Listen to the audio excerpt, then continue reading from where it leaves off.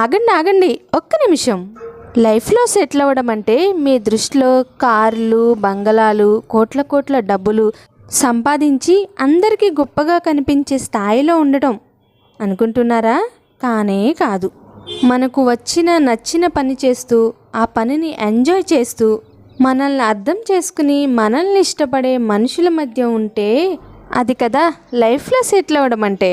నచ్చిన పని చేసుకుంటూ ఇష్టమైన మనుషుల మధ్య ఉంటే ఆ ఎంజాయ్మెంటే వేరు.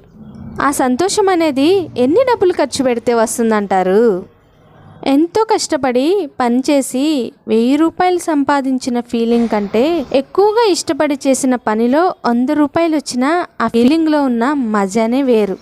జీవితంలో డబ్బులు అవసరమే కాదనట్లేదు.